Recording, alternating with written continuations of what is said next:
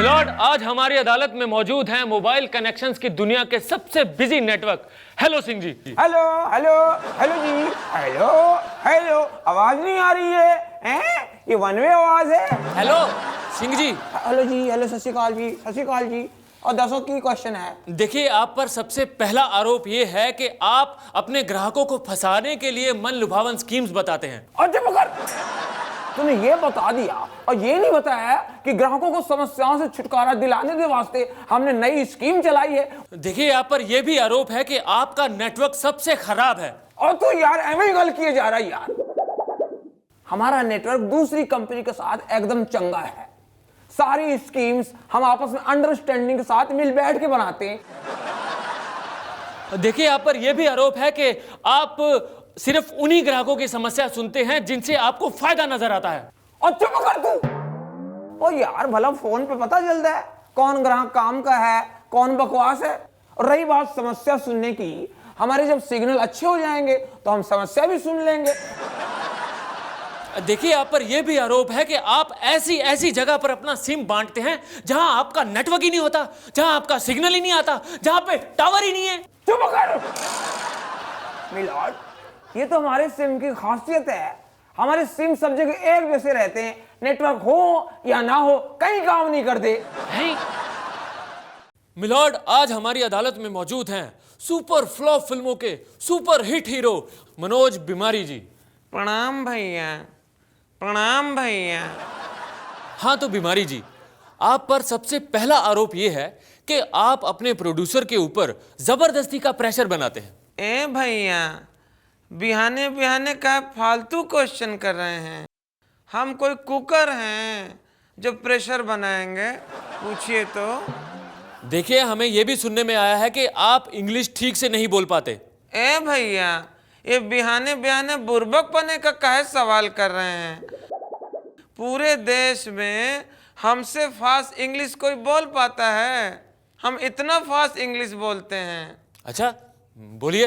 English English English English English English English English English English English English. बस बस, देखे, बोल दिए।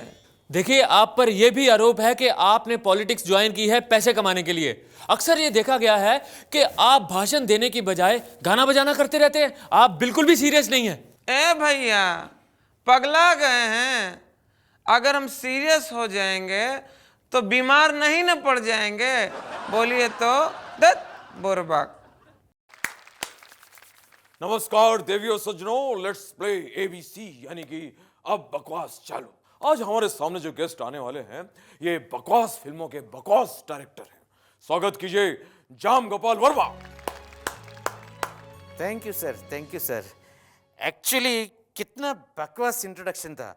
अगर आप तशरीफ रखेंगे तो हम और बकवास करेंगे। आइए। आपके लिए पहला सवाल कंप्यूटर स्क्रीन पर ये रहा। फिल्म भूत में किसमें भूत था? ऑप्शंस आर: ए नींबू में, बी मौसम्बी में, सी आम में, या फिर D none of the above. Answer is D, none of the above. देखिए, फिल्म भूत बनाने का भूत मेरे में ही था।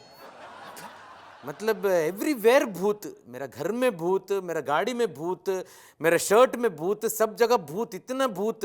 यहाँ तक कि मेरे पास मोबाइल फोन है, फोन भूत से मैं फोन करता हूँ, फोन भूत। आपके लिए अगला सवाल कंप्यूटर स्क्रीन पर ये रहा। जेम्स रोड नाच आग गो, ये सब क्या है? आपके ऑप्शंस हैं: ए मेरी मूवीज हैं, बी बकवास मूवीज हैं, सी फ्लॉप मूवीज हैं, D all of the above. Amit ji, actually very simple, D all of the above. मेरी मूवीज है, बकवास मूवीज है, फ्लॉप मूवीज है, कोई भी बच्चा भी आंसर दे सकता था। एक्चुअली आपको मुझसे वर्ल्ड सिनेमा के बारे में पूछना चाहिए। आप मुझसे मेरे ही सिनेमा के बारे में ही क्यों पूछते हैं? आपकी फिल्मों के बारे में आपसे अच्छा जवाब कोई और नहीं दे सकता, क्योंकि उसको फिर आपकी फिल्म देखनी पड़ेगी ना। ये तो फिर अग्नि परीक्षा वाली बात हो गई। आई। नमस्कार देवियों सज्जनों, लेट्स प्ले एबीसी, यानी अब बकवास चालू। आज जो हमारे सामने हॉट सीट पे बैठने वाले हैं ये दरअसल बहुत मजबूर हैं, क्योंकि जो भी हीरोइन ये देखते हैं उस पर फिदा हो जाते हैं। तो स्वागत कीजिए मजबूर फिदा हुसैन। आइए आइए। आदाब। आदाब आदाब। माधुरी कहाँ है? तब्बू कहाँ है? अरे अरे अरे हुसैन साहब, आपने क्या मुझे इन दोनों का एजेंट समझा? और वैसे मैं आपको एक बात बता दूं, जब से आपने इन दोनों को लेके फिल्में बनाई हैं ये दोनों हीरोइनें बर्बाद हो गई। अरे क्या बकवास है ये? अरे करेक्ट करेक्ट, आप सही जगह आए। हमारे शो का नाम है अब बकवास चालू। यहाँ होती है सिर्फ और सिर्फ बकवास। बैठिए, तशरीफ रखिए। हुसैन साहब, कैसी तबीयत? तबीयत तो ऐसे ही चल रहा है। अभी भी आप नंगे पैर घूम रहे हैं? हाँ बिल्कुल, देखिए। और नीचे नीचे रख दीजिए। आपके लिए पहला सवाल कंप्यूटर स्क्रीन पर। हुसैन साहब, ये रहा। आपकी बनाई हुई पेंटिंग को देख के लोगों के रिएक्शन क्या होते हैं? ऑप्शंस आर: ए, क्या तस्वीर है? बी, ये तस्वीर है? सी, ये कैसी तस्वीर है? या डी, क्या बकवास है? अरे क्या बकवास है? सही जवाब, सही जवाब। आपकी पेंटिंग को देखकर लोग यही कहते हैं। अरे नहीं नहीं, ये तो मेरी रिएक्शन थी। अरे भैया, आपके रिएक्शन जो हैं आपकी पेंटिंग से ज्यादा बकवास है। मुबारक हो, बहुत खूब, बहुत खूब। और हुसैन साहब, आपके लिए अगला सवाल कंप्यूटर स्क्रीन पे आ रहा है और ये रहा। इनमें से आपको सबसे ज्यादा क्या पसंद है? आपके ऑप्शंस हैं: ए, पेंटिंग बनाना; बी, हीरोइनों को पटाना; सी, माल बनाना; या फिर डी, कंट्रोवर्सी खड़ी करना। आई, ये तो बहुत आसान सवाल है बेटा। ए, पेंटिंग बनाना।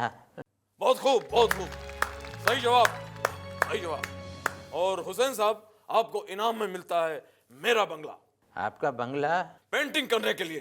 दीपावली आ रही है। क्या बकवास है ये? आज हमारे साथ है भारत के सबसे बड़े उद्योगपति, business tycoon mister Sukesh Ambani ji. आइए करते हैं उनसे कुछ बातचीत। Welcome to our show sir. आप तो वक्त के बहुत पाबंद हैं, आज लेट कैसे हो गए?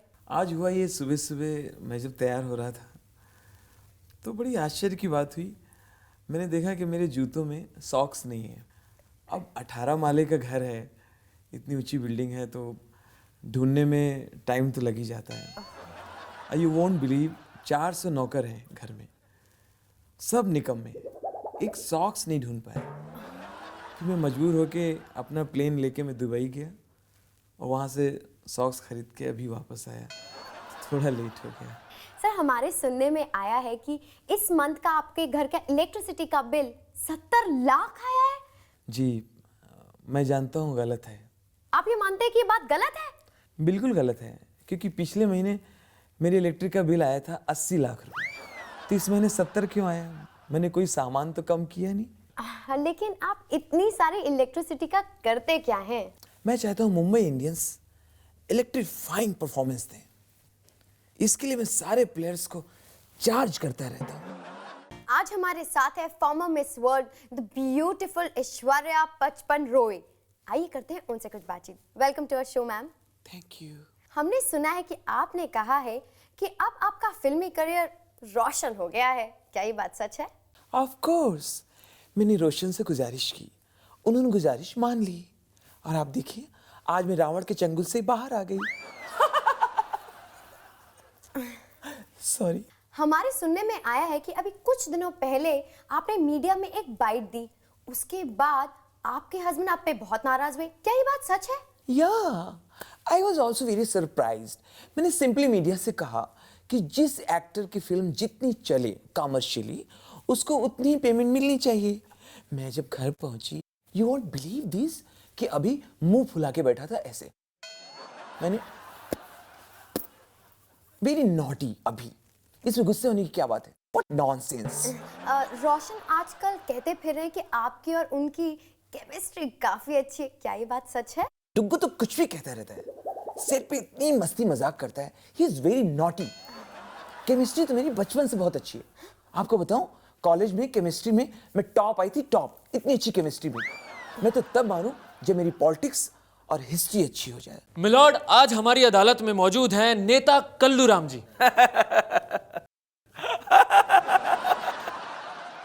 देखिए नेताजी, आपकी सरकार पर यह इल्जाम है कि आपने लड़कों की वोट डालने की उम्र तो 18 साल, लेकिन उनकी शादी की उम्र 21 साल रखी है। ऐसा क्यों?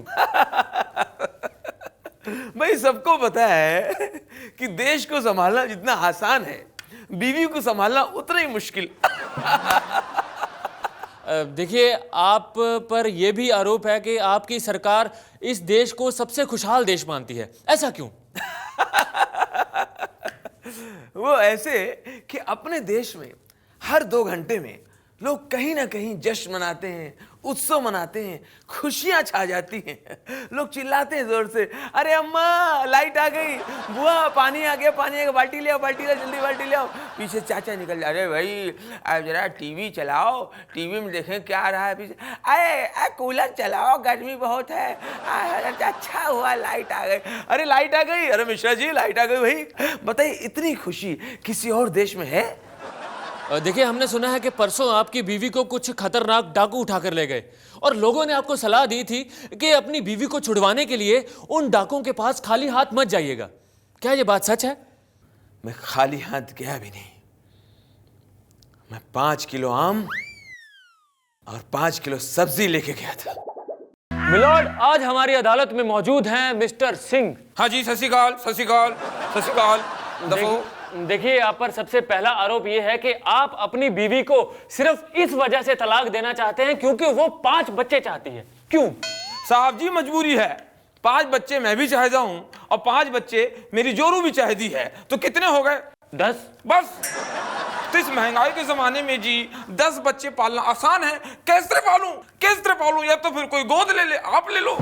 It's up to you. देखिए, आप पर यह भी आरोप है कि आप ट्रैफिक रूल्स को कभी भी फॉलो नहीं करते हैं। आप हमेशा इधर उधर से सड़क पार करते पकड़े जाते हैं। आप ज़ेब्रा क्रॉसिंग का भी इस्तेमाल नहीं करते हैं। क्यों? ओ यार, एक गलत दोस्तों, आज तक तुमने किसी ज़ेब्रा को देखा है ज़ेब्रा क्रॉसिंग पे क्रॉस करते? जब ज़ेब्रा अपनी खुद क्रॉस नहीं कर रहा है तो मैं क्यों क्रॉस करूं? मैं तो फिर आदमी हूं। देखिए, आप पर यह भी आरोप है कि आपने एक दुकानदार से बहुत जबरदस्त झगड़ा किया जबकि उसने आपको बिल्कुल सही प्रेशर कुकर दिया था। साहब जी, गाल इस तरह है, हम फैमिली वाले लोग हैं। हमारे घर में जवान बहू बेटियां हैं। जवान है तो फिर क्या बहू बेटियां बुढ़ी होती हैं? तो सर, ये प्रेशर कुकर बहू बेटियों को देख के सीटी बजाता है, तो कौन शरीफ आदमी सीटी बर्दाश्त करेगा? देखिए, आप पर यह भी आरोप है कि अगर आपको मामूली सी माचिस भी खरीदनी होती है तो भी आपका दुकानदार के साथ पंगा हो जाता है। कल क्या हुआ था बताइए? और गल इस तरह ही यार, मैं घर में कोई लफड़ा कोई पंगा नहीं चाहता। मैं जब भी माचिस की डब्बी खरीदता हूँ, एक एक तीली निकाल के जला के बराबर चेक करता हूँ यार। अगर घर लेके गया और तीली काम नहीं करी तो जोरू जो मुझे बेलम से मारेगी, मुझे कौन बचाएगा? आप बचाओगे। मैं क्यों बचाऊंगा? देखो, कोई नहीं बचाता, सबकी यही प्रॉब्लम है। आज हमारा देश तरक्की के रास्ते पर है। सोना काफी महंगा हो गया है, फिर भी हमारे देश में सोना ही सोना है। चारों तरफ सोना है। मैं जिस भी गवर्नमेंट ऑफिस में जाता हूँ वहाँ सोना ही सोना है। ट्रेनें सुबह सुबह लड़ जाती हैं, ड्राइवर लोग का सोना ही सोना है। जो सिग्नल बदली करता है उसका भी सोना ही सोना है। हर इंसान की कमाई बढ़ गई है, इसलिए आए दिन नए नए बैंक खुल रहे हैं और इन बैंकों में खाते ही खाते हैं। आप ही के ज्यादा खाते हैं क्योंकि आप 24 घंटे खाते हैं। इस बार बिजली के पोल्स मजबूती से लगाए गए हैं। ये पोल इस बार कोई खोलकर चुरा नहीं सकता। इस बार इनको अपनी पोल खुलने का कोई डर नहीं।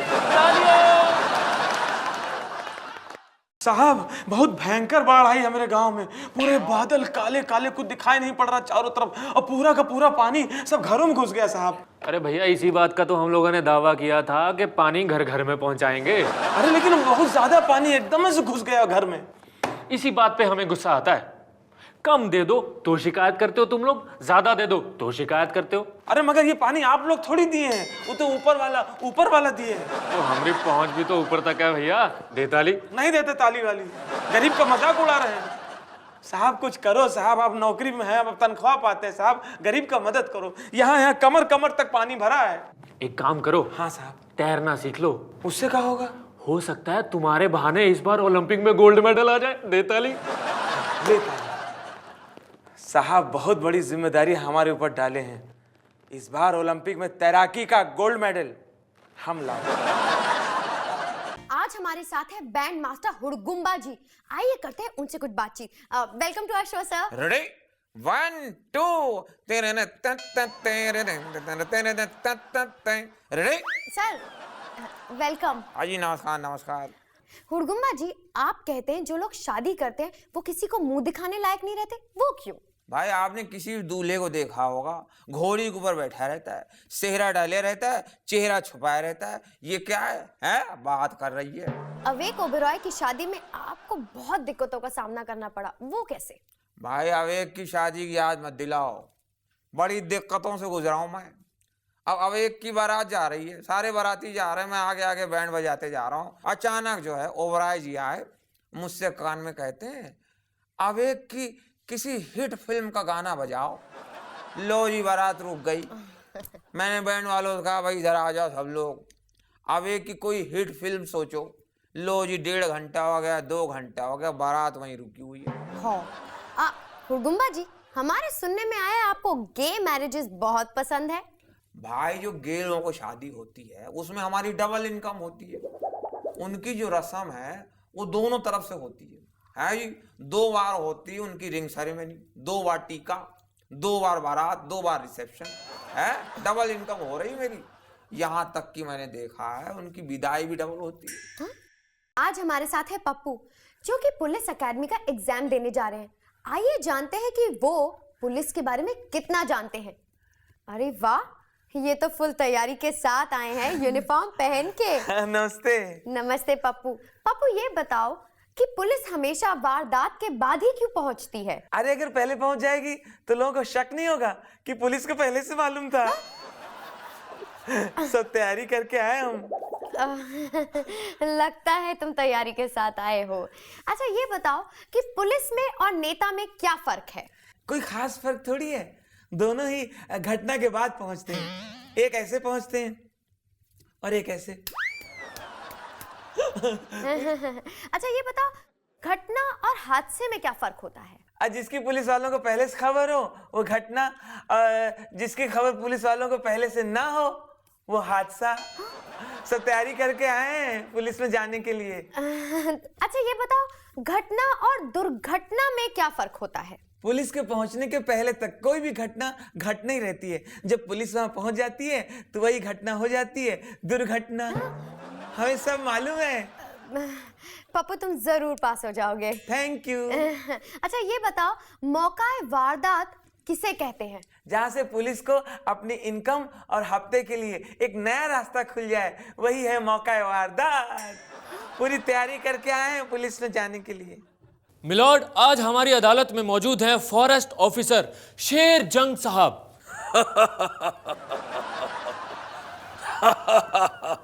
शेर जंग जी, आप पर सबसे पहला आरोप यह है कि आपकी वन्य जीवन संस्था ने कभी भी टाइगर्स की तरफ ध्यान नहीं दिया।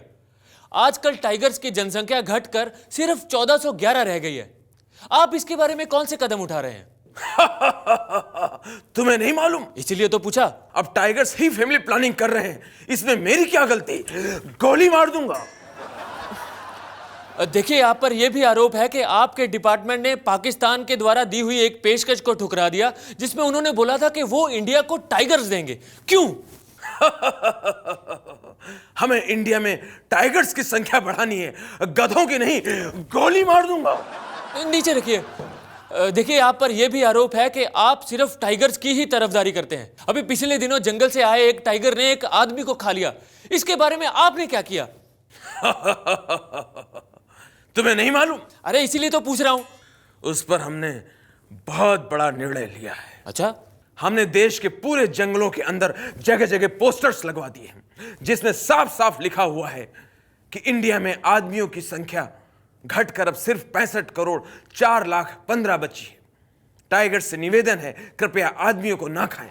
तुम्हें नहीं मालूम? गोली मार दूंगा, गोली मार दूंगा, गोली। मिलॉर्ड, आज हमारी अदालत में मौजूद हैं एक दूध वाले भैया। पालागू चाचा। भैया जी, आप पर सबसे पहला आरोप यह है कि आप दूध में पानी मिलाते हुए रंगे हाथों पकड़े गए हैं। कौन बोला तो का? ये सब बोला कौन? फालतू बात कर रहा। हम दूध में पानी नहीं मिलाता हूं। हाँ वो बात अलग है, पानी में दूध मिलाता रहता हूँ। देखिए, आप पर यह भी आरोप है कि आप अपनी भैंसों को ठीक से चारा नहीं खिलाते। चारा नहीं खिलाते, चारा नहीं खिलाते। काला कोट पहना फालतू बात करत है। अरे जो इंसान है आज का, वो पहले चारा खाना बंद करे, तब जानवर के लिए चारा बचे। बात करता है। देखिए, आप पर यह भी आरोप है कि आपके दूध से बीमारी होने के चांसेस हैं। आप अपने जानवरों को गंदे तरीके से रखते हैं। का तोरी छाती बैठ के चरचरा दे। ए यादव, डंडा नहीं करो, डंडा नहीं करो। बोला कौन तोरा के? बोला हाँ तो निकाल डंडा। ए यादव, कोर्ट है। कोर्ट है करके हम शांत हूं। एक बात सबको बता देना चाहता हूं, पूरी दुनिया के अंदर हमारी भैंसिया का दूध सबसे सुरक्षित बा। क्या दूध निकालने के बाद बाल्टी में आधा लीटर कीटनाशक हम मिलाता हूं, ऐसा सुरक्षित दे रहा हूं। बात करते फालतू। आइए आइए आइए, गेस्ट हाउस में आपका स्वागत है। आइए। और ये रहा आपका रूम। रूम तो बहुत अच्छा है। अच्छा, आप हमें बाथरूम दिखाइए। ये रहा आपका अटैच बाथरूम। इस अटैच बाथरूम से अटैच है 5 और रूम। बहुत ऑर्गेनाइज गेस्ट हाउस है। अच्छा, ये बताइए क्या कि यहाँ नहाने के लिए तौलिया मिलता है कि नहीं मिलता है? वेरी क्विक सर्विस है। जैसे ही कोई गेस्ट बाथरूम से नहा के निकला, उसकी टॉवेल सर से खींची और खर्र से आपको दी। अरे वाह, इतने गंदे तौलिए की इतनी क्विक सर्विस। चादर वादर बदली होती है कि नहीं होती है? अरे हमारा गेस्ट हाउस चादर बदलने के नाम से तो मशहूर है। इसी के तो हम खा रहे हैं। इस बेड का चादर निकाल के इस बेड से बदल देते हैं, फिर इस बेड का चादर निकाल के इस बेड से बदल देते हैं। दिन भर आपस में बदलते रहते हैं। अरे साहब, ये खोदना बंद करो। हमें बात सुनो साहब 3 महीने से हम दौड़ रहे हैं। पूरा पैसा भर दिए टेलीफोन का 5000 रुपया। यहाँ जब आते हैं कहते हैं अगले हफ्ते आना, अगले हफ्ते आना। कब होगा ये अगला हफ्ता? भैया, अगला हफ्ता तो अगले हफ्ते ही आएगा ना। अरे वो तो मालूम है, आप भी कुर्सी का मौज ले रहे हैं। बाहर तो पोस्टर लगा है कि आज 5000 रुपया भरिए और टेलीफोन कनेक्शन अगले दिन लीजिए। हम पोस्टर में देख के आ रहे हैं। तो भैया एक काम करो, पोस्टर लगाने वाले से ही कनेक्शन लगवा लो। क्या मतलब आपका? हाँ, मतलब ये है कि हमारे पास जो है ऑलरेडी 10,000 कनेक्शन पेंडिंग पड़े हैं, तो इस हिसाब से तुम्हारा नंबर तो 3 महीने के बाद आएगा ना। हमें नहीं लगवाना, हमें पैसे वापस करिए। 5000 रुपया। बैठो। हाँ 5,000 रुपए वापस चाहिए। हाँ साहब, वो वापस करा दीजिए। अगले साल आना। क्या मतलब अगले साल आ जाना? अगले साल आ जाना? भैया, कनेक्शन कैंसिल करवाने वालों की संख्या जो है वो 1 लाख से भी ज्यादा है, तो उस हिसाब से आपका नंबर तो 1 साल के बाद ही आएगा ना। भगवान, हमारे जीते जी हमारे घर पे टेलीफोन लगवा दो, उसकी घंटी की आवाज सुन लो, हम खुशी के मारे मर जाएंगे। आज हमारे साथ है सरकारी बस ड्राइवर मिस्टर लोहा सिंह। आइए करते हैं उनसे कुछ बातचीत। मैंने कहा नमस्कार। आप इतनी डेंजरस ड्राइविंग करते हैं, आप लोगों को वार्न नहीं कर सकते कि वो आपकी बस से थोड़ा दूर चले? अबे भाई, डेंजर का कलर क्या होता है? लाल। और मेरी बस का कलर क्या है? लाल। तो इतना बड़ा हाथी जैसा मैं लाल रंग लेके सड़क पे घूम रहा हूँ, है? इससे ज्यादा और क्या वार्न करूं? हम लोग खुद ही कूद के मेरी बस के सामने आते, बस की चुम्मी ले रहे हैं, तो एक्सीडेंट होगा नहीं? वैसे लोहा सिंह जी, आप कभी अपनी बस फुटपाथ पे चढ़ा देते हैं, कभी रिक्शा वालों को ठोक देते हैं। आपको पता है इन सब एक्सीडेंट से सरकारी बस सर्विस को कितना नुकसान पहुंचता है? भाई 100 की सीधी बात, मैं अपनी ड्राइविंग के जरिए लोगों को संदेश देना चाहता हूँ कि आप हमारी बस के अंदर सफर करो, बाहर खतरा है, बस इतनी सी बात है। आप इतने एक्सीडेंट्स करते हैं कि आपकी बस में ब्रेक नहीं है? नहीं, जहां तक मुझे याद आ रहा है, ट्रेनिंग के टाइम पे ब्रेक के बारे में मुझे बताया था मेरे मास्टर ने। हाँ, उसने कहा था कि पैर के पास नीचे पंजे के पास होते हैं ब्रेक। अब उसमें चक्कर क्या फंस रहा है कि ब्रेक की शक्ल की वहां 2-3 चीजें और बनाई हुई पैरों के पास, सेम शेप की। वो क्या बोलते हैं, ब्रेक की तरह होती है, एक्सीलेटर। लो जी, मैं ब्रेक दाबने गया और दब जाता है एक्सीलेटर, उसी में धड़ाम से गाड़ी बढ़ती है और एक्सीडेंट हो जाता है। आज हमारे साथ है सरकारी स्कूल के एक प्रिंसिपल साहब। आइए करते हैं उनसे कुछ बातचीत। स्वागत है आपका सर। नमस्कार। सर, हमने सुना है कि आप कहते हैं कि आज के टाइम में विद्या की बहुत जरूरत है, क्या ये बात सच है? भाई, मैंने जब से विद्या को देखा है, मैं तो उसका दीवाना हो गया हूँ। कैसे चलती है, कैसे बल खाती है, पतली कमर, सुराहीदार गर्दन है, क्या नृत्य करती है, क्या चाल है, हैं? मैं तो उसका फैन हो गया। उसको देख के तुम्हें स्मिता पाटिल को भी भूल गया हैं?